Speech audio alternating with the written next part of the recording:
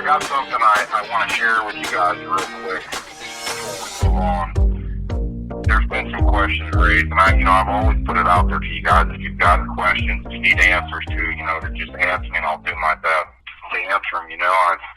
I've recently been accused, I guess, of not keeping it real with you guys, and publishing an alternative narrative, that fits my comfort zone. I'm going to be honest with you right up front. I damn sure will never adopt the narrative of the people who put me in here and did this to me. That's the state attorney's narrative. That's the detective's narrative.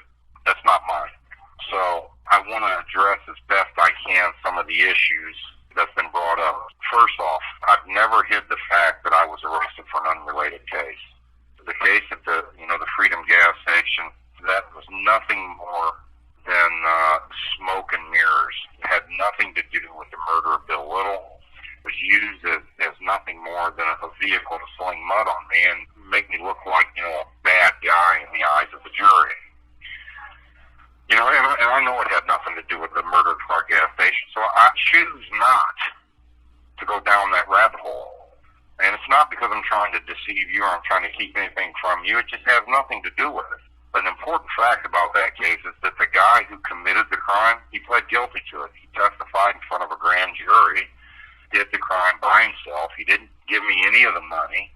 It was his idea. Nobody knew what he was doing, and which was in opposite of what the state's theory was. But they charged me with it anyways, and they dropped the charges, and they charged me again, and they dropped the charges. So there's a lot of legal issues going on there, and it has nothing to do with the murder of Bill Little. So I just choose not to go down that rabbit hole.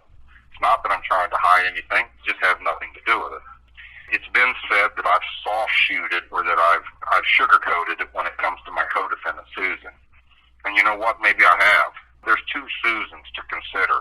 The one who in 1999 was a mother of four, living her best life ever in Tennessee with her husband, her kids. They had a good thing going. Carl had him a little plumbing business, and out of the blue, here comes Dan Katz and Rick Barkus, the destroyer of lives, threatening her. We're gonna charge you with murder. We think Jamie committed this. We think you were driving your car. You're gonna go to prison. We're gonna take your kids. There's that Susan who, out of, I'm sure, pure fear and terror, had some pretty shitty things to say about me. She was none too kind to me when those assholes showed up and wrecked her life. I've got her statements.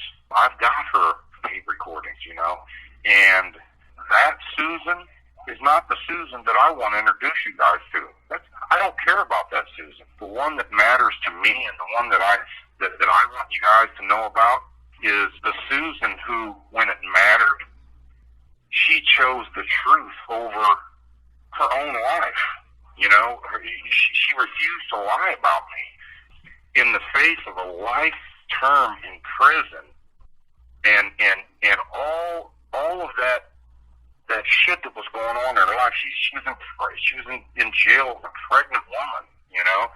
Under all that extreme and total pressure, she stood in solidarity with me. She could have absolutely jumped on the bandwagon and just been another Karen Strong or Bill Gaddis or Ed Hammond or Randy Howard, but she chose not to, and she put her life on the line and stuck to the truth. And that's the Susan that I think matters, and that's the one I want to introduce you guys to. And this is something that's really important to me, and I really want to hear from you guys. Which one do you think matters? Which one do you think you'd want to know the most? So have I soft-shooted on her? Have I protected her? I don't know. I think the only one that matters is the one who refused to testify against me and put her life on the line. I think that's the only one that matters. I talked to my ex-wife yesterday about this, and she talked to Susan after she got out of jail, and I asked her, what the hell, Susan, what was going on? And she said that Susan broke down and was crying, and she was telling her how sorry she was, and she was just so scared, and she didn't know what to do, and she did what she did. But I'll tell you what, I don't care. When it mattered, she stayed true to the truth, and that's the Susan I want you guys to know about. So that's where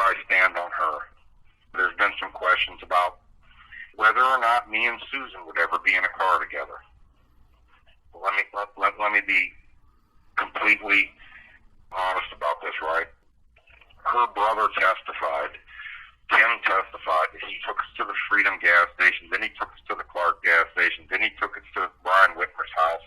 And I'm telling you, that never happened.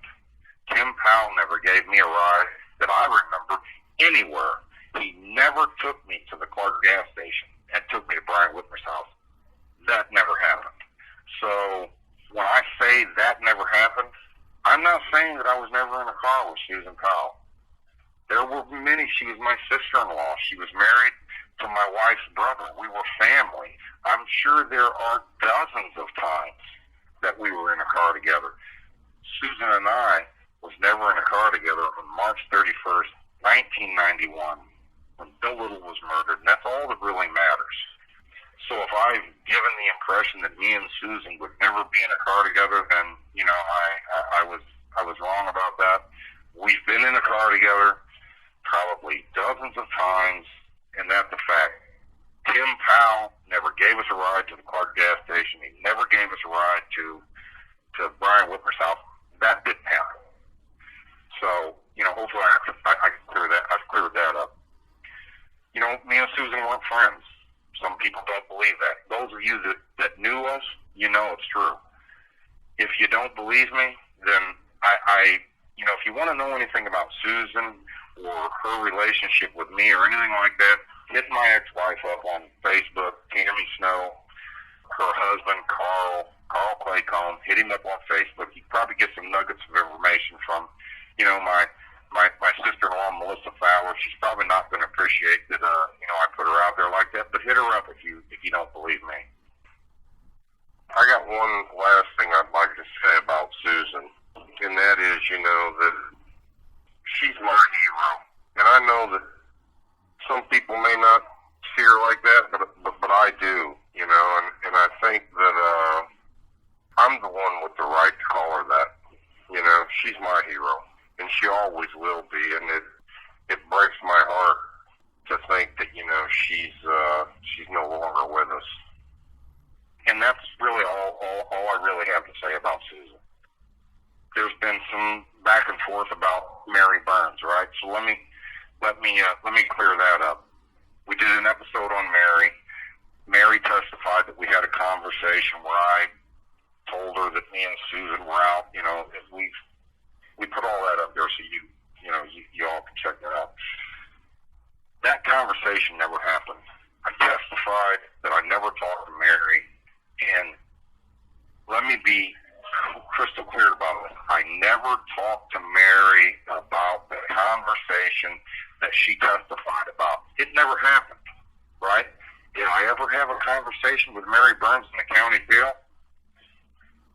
She was the officer who was assigned to the pod, 5 days a week. If I needed a roll of toilet paper, guess what? I had to get it from Mary Burns. So I'm sure we had many conversations in the county jail about what? I don't know. But did we have the conversation that she testified? Hell no, it never happened. So I hope I've cleared that up. I appreciate you guys indulging me in this. When somebody has a question, I have to answer it. I hope I've done that. There's been one development, that I'd like to point out before I let y'all go. We did an episode about Shane Talon and Julie Knight, and afterwards Julie reached out to us, and she wasn't very happy about the way we portrayed her. I want to tell you myself, Julie, I apologize if you don't like the way we portrayed you. We tried to get you to come on the program. We still want you to come on the program. You reached out to us and you said that you wanted to clear some stuff up, and you wanted to come on there and you wanted to talk to us, and the door is open. The door is open. You're more than welcome to come. We want to hear from you. I think the people who are listening to the podcast want to hear what you got to say. So come on there and tell us what was going on back in that time frame, and we'd love to hear from you. So, that's pretty much all I really want to say to you all. I hope everybody's safe out there and you're all staying COVID-free. Tammy Alexander's getting over her bout with the COVID. She's back. So I'm hoping that, we can, get back on track and finish this project. So, I appreciate all of you, and I wish you the